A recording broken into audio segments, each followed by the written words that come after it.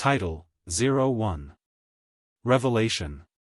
1. Narrated Gumar bin al-Khattab, I heard Allah's Messenger, saying, the reward of deeds depends upon the intentions and every person will get the reward according to what he has intended. So whoever emigrated for worldly benefits or for a woman to marry, his emigration was for what he emigrated for. 2. Narrated Aisha, the mother of the faithful believers, Al-Harith bin Hisham asked Allah's Messenger, O Allah's Messenger, how is the divine inspiration revealed to you? Allah's Messenger replied, sometimes it is revealed, like the ringing of a bell. This form of inspiration is the hardest of all, and then this state passes off after I have grasped what is inspired. Sometimes the angel comes in the form of a man and talks to me and I grasp whatever he says. Aisha added, verily I saw the Prophet, being inspired divinely on a very cold day and noticed the sweat dropping from his forehead, as the inspiration was over. 3. Narrated Aisha, the mother of the faithful believers, the commencement of the divine inspiration to Allah's Messenger, was in the form of good dreams which came true like bright daylight, and then the love of seclusion was bestowed upon him. He used to go in seclusion in the cave of Hira where he used to worship Allah alone, continuously for many days before his desire to see his family. He used to take with him the journey food for the stay and then come back to his wife, Khadija, to take his food likewise again till suddenly the truth descended upon him while he was in the cave of Hira. The angel came to him and asked him to read. The Prophet replied, I do not know how to read. The Prophet added, the angel caught me, forcefully, and pressed me so hard that I could not bear it any more. He then released me and again asked me to read, and I replied, I do not know how to read. Thereupon he caught me again and pressed me a second time till I could not bear it any more. He then released me and again asked me to read, but again I replied, I do not know how to read, or what shall I read? Thereupon he caught me for the third time and pressed me, and then released me and said, read in the name of your Lord, who has created all that exists, created man from a clot. Read. And your Lord is the most generous. 96.1, 96.2, 96.3, Then Allah's Messenger returned with the inspiration and with his heart beating severely. Then he went to Khadija bint Khuwaylid and said, cover me. Cover me. They covered him till his fear was over, and after that he told her everything that had happened and said, I fear that something may happen to me. Khadija replied, never. By Allah, Allah will never disgrace you. You keep good relations with your kith and kin, help the poor and the destitute, serve your guests generously and assist the deserving calamity-afflicted ones. Khadija then accompanied him to her cousin Waraka bin Nawfal bin Asad bin Abdul Uzza, who, during the pre-Islamic period, became a Christian and used to write the writing with Hebrew letters. He would write from the Gospel in Hebrew as much as Allah wished him to write. He was an old man and had lost his eyesight. Khadija said to Waraka, listen to the story of your nephew, O my cousin. Waraka asked, O my nephew, what have you seen? Allah's Messenger described whatever he had seen. Waraka said, this is the same one who keeps the secrets, Angel Gabriel, whom Allah had sent to Moses. I wish I were young and could live up to the time when your people would turn you out. Allah's Messenger asked, will they drive me out? Waraka replied in the affirmative and said, anyone, man, who came with something similar to what you have brought was treated with hostility, and if I should remain alive till the day when you will be turned out, then I would support you strongly.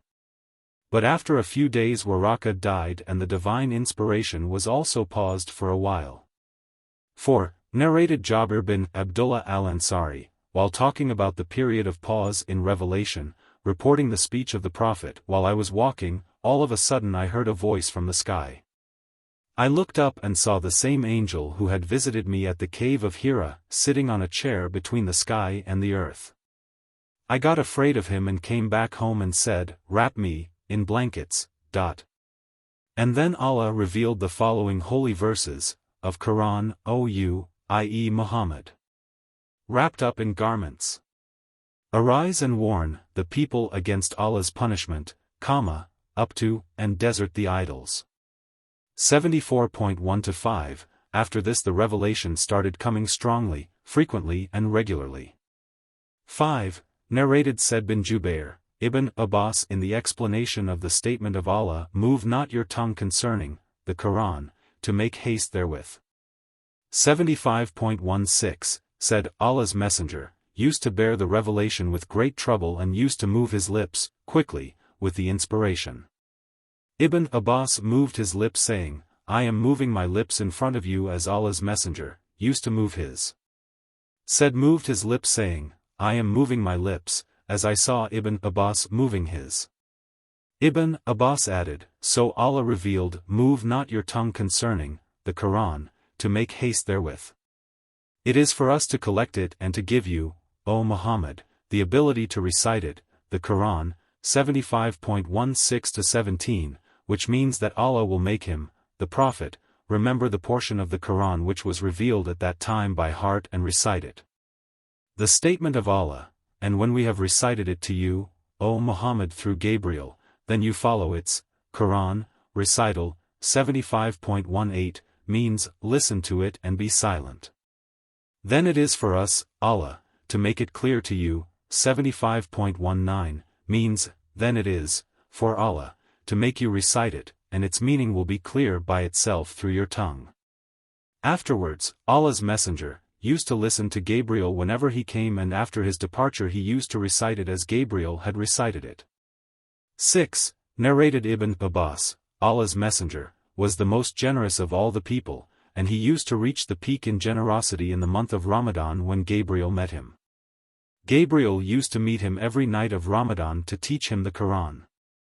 Allah's Messenger was the most generous person, even more generous than the strong uncontrollable wind, in readiness and haste to do charitable deeds. 7. Narrated Abdullah bin Abbas, Abu Sufyan bin Harb informed me that Heraclius had sent a messenger to him while he had been accompanying a caravan from Quraysh. They were merchants doing business in Sham, Syria, Palestine, Lebanon and Jordan, at the time when Allah's Messenger had truce with Abu Sufyan and Quraysh infidels. So Abu Sufyan and his companions went to Heraclius at Ilya, Jerusalem. Heraclius called them in the court and he had all the senior Roman dignitaries around him.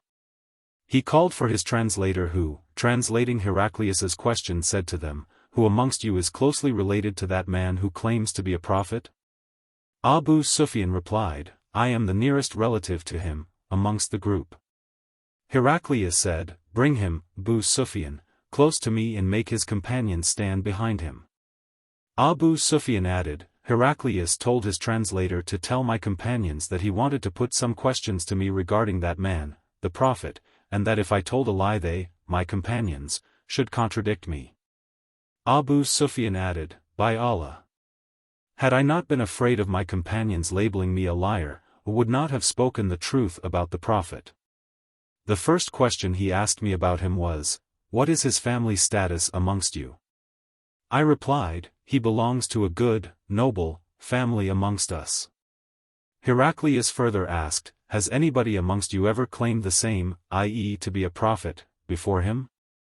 I replied, "No." He said, "Was anybody amongst his ancestors a king?" I replied, "No." Heraclius asked, "Do the nobles or the poor follow him?" I replied, "It is the poor who follow him." He said, "Are his followers decreasing, day by day?" I replied, "They are increasing." He then asked, "Does anybody amongst those who embrace his religion become displeased and renounce the religion afterwards?" I replied, "No." Heraclius said, "Have you ever accused him of telling lies before his claim to be a prophet?" I replied, "No." Heraclius said, "Does he break his promises?" I replied, "No. We are at truce with him, but we do not know what he will do in it." I could not find opportunity to say anything against him except that. Heraclius asked, "Have you ever had a war with him?" I replied, "Yes." Then he said, "What was the outcome of the battles?" I replied, "Sometimes he was victorious and sometimes we." Heraclius said, "What does he order you to do?" I said, "He tells us to worship Allah and Allah alone and not to worship anything along with him, and to renounce all that our ancestors had said. He orders us to pray, to speak the truth, to be chaste and to keep good relations with our kith and kin. Heraclius asked the translator to convey to me the following: I asked you about his family and your reply was that he belonged to a very noble family. In fact, all the apostles come from noble families amongst their respective peoples. I questioned you whether anybody else amongst you claimed such a thing. Your reply was in the negative. If the answer had been in the affirmative, I would have thought that this man was following the previous man's statement. Then I asked you whether any one of his ancestors was a king. Your reply was in the negative, and if it had been in the affirmative, I would have thought that this man wanted to take back his ancestral kingdom. I further asked whether he was ever accused of telling lies before he said what he said, and your reply was in the negative. So I wondered how a person who does not tell a lie about others could ever tell a lie about Allah. I then asked you whether the rich people followed him or the poor. You replied that it was the poor who followed him. And in fact all the apostles have been followed by this very class of people. Then I asked you whether his followers were increasing or decreasing. You replied that they were increasing, and in fact this is the way of true faith, till it is complete in all respects. I further asked you whether there was anybody, who, after embracing his religion, became displeased and discarded his religion. Your reply was in the negative, and in fact this is the sign of true faith, when its delight enters the hearts and mixes with them completely. I asked you whether he had ever betrayed. You replied in the negative, and likewise the apostles never betray. Then I asked you what he ordered you to do. You replied that he ordered you to worship Allah and Allah alone and not to worship anything along with him, and forbade you to worship idols and ordered you to pray, to speak the truth and to be chaste. If what you have said is true, he will very soon occupy this place underneath my feet, and I knew it, from the scriptures, that he was going to appear, but I did not know that he would be from you, and if I could reach him definitely, I would go immediately to meet him, and if I were with him, I would certainly wash his feet. Heraclius then asked for the letter addressed by Allah's apostle, which was delivered by Dihya to the governor of Basra, who forwarded it to Heraclius to read. The contents of the letter were as follows: In the name of Allah the Beneficent, the Merciful, this letter is, from Muhammad the slave of Allah and his apostle to Heraclius the ruler of Byzantine. Peace be upon him, who follows the right path. Furthermore, I invite you to Islam, and if you become a Muslim you will be safe, and Allah will double your reward, and if you reject this invitation of Islam you will be committing a sin of Arisian, tillers, farmers, i.e. your people. And Allah's statement. O people of the scripture! Come to a word common to you and us, that we worship none but Allah and that we associate nothing in worship with him, and that none of us shall take others as lords beside Allah. Then, if they turn away, say, bear witness that we are Muslims, those who have surrendered to Allah. 3 hours 64 minutes, Abu Sufyan then added, when Heraclius had finished his speech and had read the letter, there was a great hue and cry in the royal court. So we were turned out of the court. I told my companions that the question of Ibn Abi Kabsha, the Prophet, Muhammad, has become so prominent that even the king of Bani al-Asfar, Byzantine, is afraid of him. Then I started to become sure that he, the Prophet, would be the conqueror in the near future till I embraced Islam, i.e. Allah guided me to it. The sub-narrator adds, Ibn an-Natur was the governor of Lya, Jerusalem, and Heraclius was the head of the Christians of Sham. Ibn an-Natur narrates that once while Heraclius was visiting Ilya, Jerusalem, he got up in the morning with a sad mood. Some of his priests asked him why he was in that mood. Heraclius was a foreteller and an astrologer. He replied, at night when I looked at the stars, I saw that the leader of those who practice circumcision had appeared, become the conqueror. Who are they who practice circumcision? The people replied, except the Jews nobody practices circumcision, so you should not be afraid of them, Jews. Just issue orders to kill every Jew present in the country. While they were discussing it, a messenger sent by the king of Ghassan to convey the news of Allah's messenger, to Heraclius was brought in. Having heard the news, he, Heraclius, ordered the people to go and see whether the messenger of Ghassan was circumcised. The people, after seeing him, told Heraclius that he was circumcised. Heraclius then asked him about the Arabs. The messenger replied, "Arabs also practice circumcision."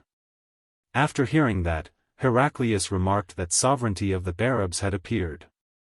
Heraclius then wrote a letter to his friend in Rome who was as good as Heraclius in knowledge.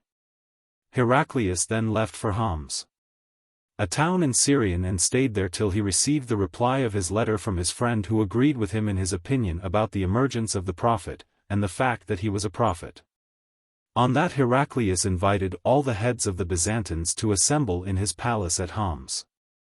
When they assembled, he ordered that all the doors of his palace be closed. Then he came out and said, "O Byzantines! If success is your desire and if you seek right guidance and want your empire to remain, then give a pledge of allegiance to this prophet, i.e. embrace Islam."